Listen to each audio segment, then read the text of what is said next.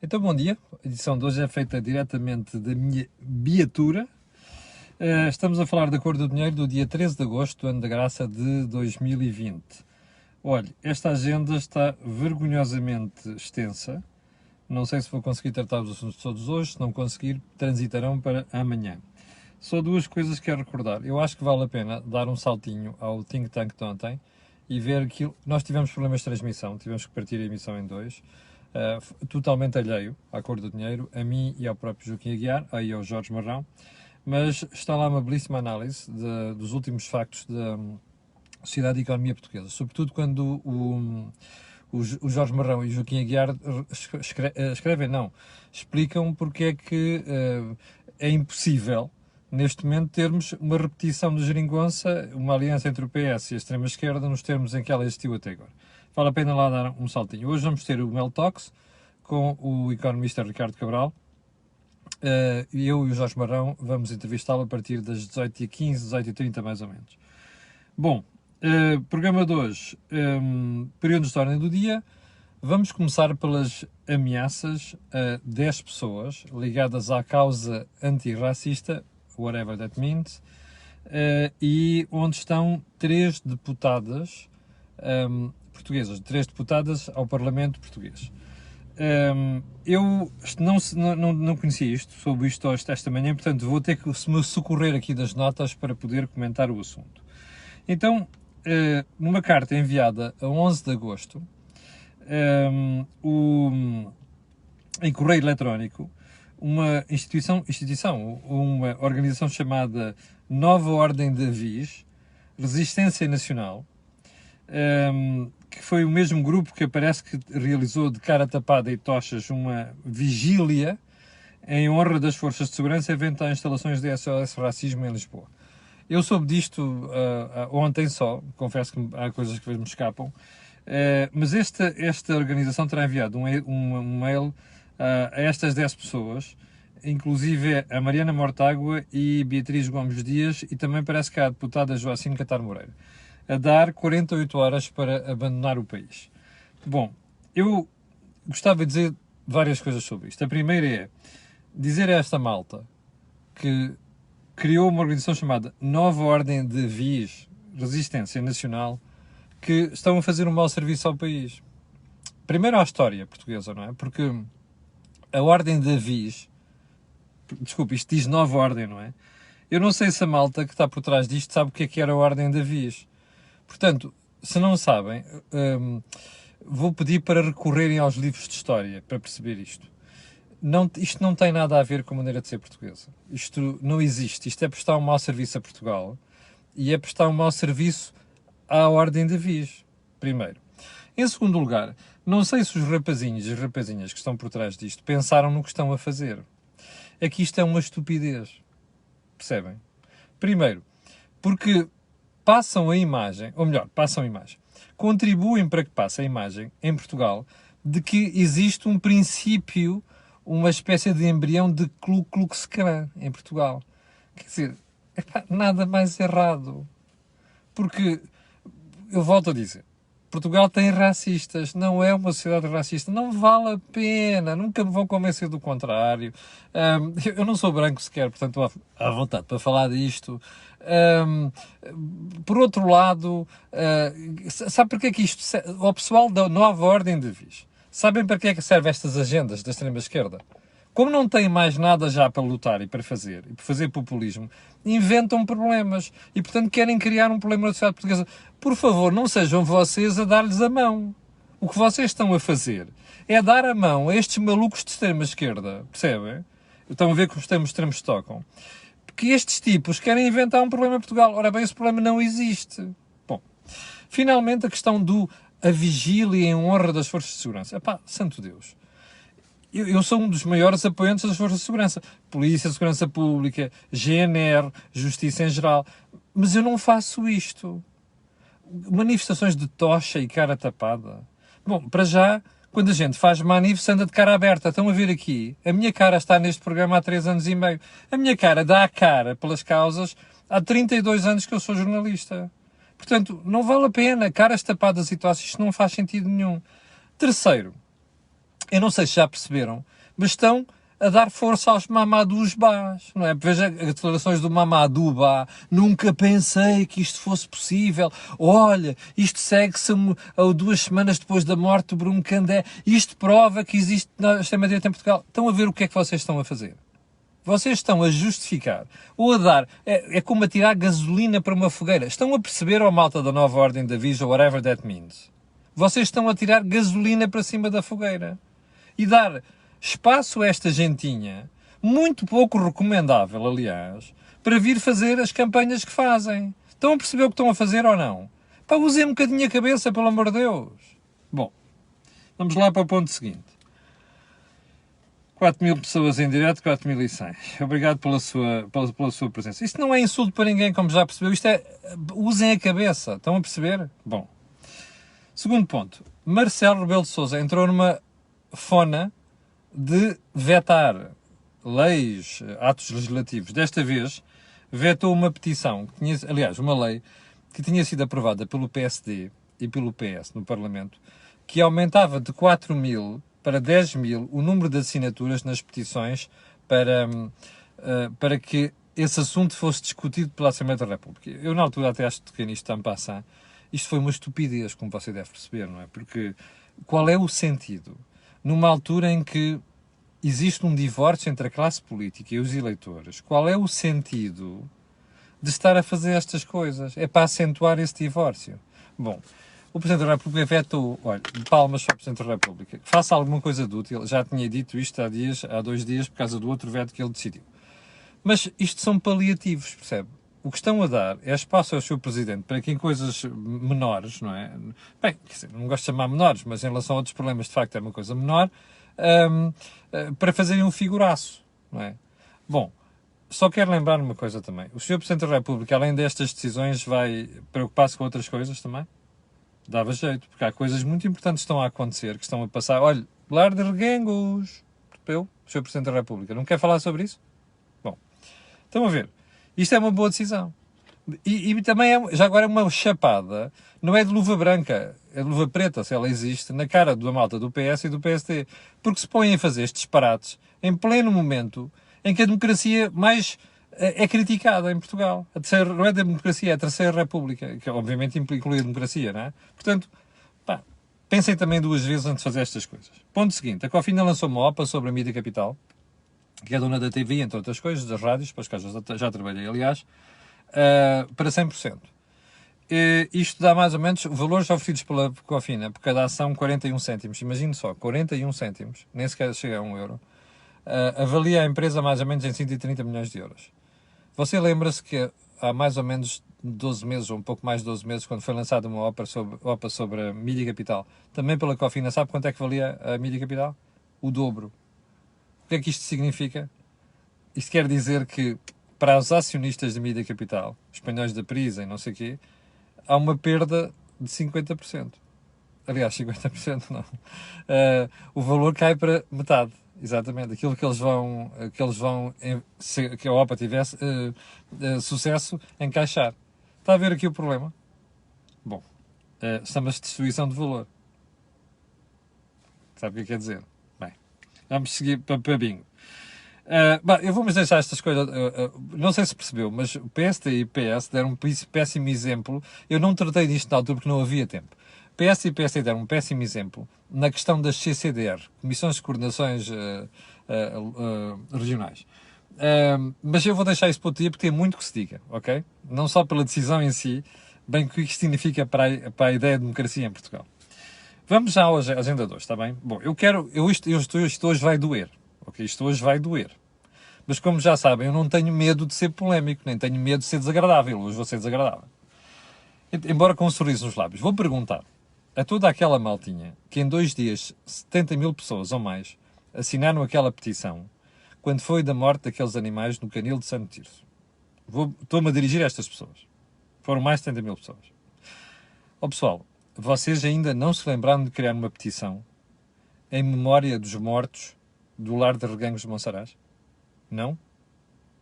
Bom, eu na altura provoquei aqui a ira de muita gente, porque perguntei àquelas pessoas porque é que quando morreram 110 pessoas em Pedrógão, em Oliveira do Hospital, Ninguém fez petições. E, sobretudo, não vi manifes, intervenções públicas, populares, de indignadas, ao ponto do ridículo, estarem a expor cara das pessoas nas redes sociais e não sei das quantas, e agora estão todos caladinhos. Eu não percebo isto. Juro que não percebo isto. Ok?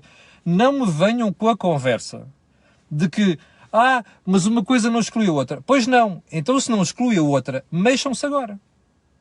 Mas há uma coisa que eu sei. Eu convivo com animais desde criança. Ok? Eu, hoje em dia, não tenho animais por razões de saúde. Por causa das alergias. Mas eu convivo com cães, gatos e outros animais desde criança. Eu nasci em África, aliás, cresci em África e no interior da África. E, portanto, estou habituado a isto. Portanto, a mim não me dão lições sobre animais. Mas há uma coisa que eu sei. Não pode haver igualdade de direitos entre animais e pessoas. Não pode. São seres completamente diferentes. Portanto, não me venham com esta história do não sei quanto você está a desvalorizar. Não estou a desvalorizar. É um facto. Agora, a mim choca-me, como cidadão, que já tanta gente a mobilizar-se com aquela raiva toda, quando acontecem coisas com animais, e acho bem que se indignem, não que cheguem à violência como aconteceu, mas quando a gente vê 16 pessoas morrerem num lar de idosos, com incúria, negligência, como acusou a Ordem dos Médicos, não é? Com pessoas a morrerem à sede, e com desidratação, perdão, não é a mesma coisa, e quando pessoas que não foram devidamente medicadas morreram, e agora não vejo ninguém preocupado com isso. Eu isto não posso aceitar. Portanto, o que eu gostava de pedir a esta maltinha toda é, agora mobilizem-se. Sobretudo aqueles que andaram aqui nas redes sociais, alguns deles discordaram violentamente de mim na altura. Porque isto mostra uma alteração de prioridades mentais, percebe? Mentais, de civilização da sociedade portuguesa. Ora, não é aceitável, não é admissível. Portanto, mexam-se lá, se faz favor, que é para eu acreditar em vocês. Ok? Bom, terceiro ponto. António Costa disse ontem, no início da Champions em Lisboa, como sabe, o PSG bateu o Atlanta em cima do minuto 90. António Costa dizia ontem que espera um grande momento desportivo em Lisboa. Eu já tive a oportunidade de falar sobre o assunto aqui. Bem, esta Champions em Lisboa, do ponto de vista da economia do país, impacto vale pouco.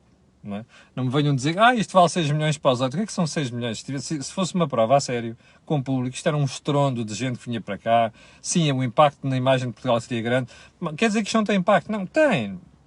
Nomeadamente na imagem de Portugal ser capaz de organizar eventos à série e com qualidade. Tem. Não está isso em causa. A mim, o que eu acho impressionante é como é que o Sr. Primeiro-Ministro está tão preocupado com um grande momento desportivo da Champions em Lisboa. Eu ontem estava à espera que o António Costa se tivesse pronunciado sobre o lar de Reguengos de Monsaraz. Você não ouviu isso, pois não? Eu também não. Portanto, o que a gente fica a pensar é que, realmente, este senhor é muito bom no spin. Porque ele consegue ir buscar uma história de uma Champions para Lisboa, a seguir há de ser a Fórmula 1 em Portugal, com a mesma história sem público, a seguir há de ser o MotoGP em Portugal, em Portimão, belíssimo autódromo, aliás, já corri nele, e sem público. Mas isto vai ser transformado num triunfo, graças ao spin do Sr. Primeiro-Ministro e do Governo. Eu acho estranho é que toda a malta que está fora deste círculo, inclusive a malta de que se indignou com a história dos animais, não se lembre de criar o seu spin. E o seu spin não é só o que fizeram. É agora dizer assim, Sr. Primeiro-Ministro, estamos à espera que o senhor se pronuncie sobre os lar de Reguengos de Monsaraz. Quer falar sobre a Champions? Falemos sobre a Champions. Mas a seguir, se não se importar, arranje um minuto que seja para dizer assim, olhe, vamos abrir uma investigação. Olhe, estamos preocupados com isto. Sim, a Ministra da Saúde está a tratar do assunto. Está a ver? A Ministra da Saúde. Bom, era isto que devia estar a fazer. Ponto seguinte. Você recorda-se que nos últimos meses falámos aqui muito sobre é preciso ter cuidado com as despesas do Estado na altura das pandemias. Lembra-se disto? Houve aqui variedíssimos exemplos. Compra de máscaras. Houve aí uma instituição ou alguém que pagou 9,6 milhões para máscaras a entregar em 2021. Deve ser da quarta vaga da Covid que vem. Desculpe lá, mas já há coisas tão ridículas. Mas enfim. Bom, mas houve outras coisas. já me ouviu falar aqui dos relatórios do Tribunal de Contas a tocar neste assunto, não se lembra? Lembra-se. Das dúvidas lançadas pelo Tribunal de Contas, que são muitas. Bem, então vamos lá. Sabe qual é a última? Está a ver o Hospital Militar. Era preciso reconverter 3 pisos para receber doentes Covid. Ainda não foi preciso, pode ser que seja preciso no futuro, ou para outra coisa qualquer. Esse orçamento para refazer 3 pisos do Hospital Militar custava 750 mil euros. Isto veio nos jornais, salvo ver de ontem ou antes de ontem, não estou a dizer nenhuma novidade. Eu não sabia disto, juro. Bom, ouviu bem, orçamento 750 mil euros. Sabe quanto é que orçou a reconversão dos 3 pisos? 2 milhões e 600 mil euros. Você, ou melhor, quem está por trás disto, com toda a facilidade vai arranjar uma justificação. E eu, com mais dificuldade, vou fazer uma pergunta. Expliquem-me, ok? Como se eu fosse muito estúpido, ou então que fosse uma criança, com que critério é que um orçamento dispara de 750 para 2,6 milhões? Se estivéssemos a fazer um prédio, que depois já o IPAR que vem e aquilo para tudo, não sei o quê, por causa de umas ossadas romanas, quer dizer, é mais evidente, não é? Eu não estou a dizer que aquilo não possa haver uma justificação. Mas é bom que me deem como se fosse uma criança para eu perceber isto. Porque já percebeu, quem vai pagar isto é você, ó Joaquina, Ana, Isabel, Camilo, Pedro, Francisco, percebe? É quem paga isto somos nós. Já agora, gostava muito de ver o Sr. Ministro da Defesa explicar-me isto, que a tutela é dele, não é? Bem, gostava muito de ver depois o Ministério da Saúde explicar também coisas como esta, porque agora não sei o que é que vai pagar. Mas também é irrelevante se pagar o Ministério da Defesa ou o Ministério da Saúde, é irrelevante, não é? O que interessa é que para mim, contribuinte, isso não é irrelevante, pois não. E eu acho que para você também não. Portanto, era bom que nós estivéssemos atentos e que além de estarmos a discutir futebol e mais estas palhaçadas do racismo em Portugal, percebe? Porque não há um problema de racismo em Portugal estrutural. E quando houver episódios têm que ser punidos pela justiça, mas é a justiça que vai tratar, não vale a pena estarmos aqui a subir à justiça. Era bom que estas coisas, sim, que nos deviam preocupar, estivessem no nosso radar. Não se esqueça, 750 mil para 2,6 milhões. Veio nos jornais, a informação não é minha. Ponto seguinte. Só uma questão aqui. Alguém vai fazer um inquérito para apurar porque é que uma obra de 750 mil acaba em 2,6 milhões? Vai mesmo?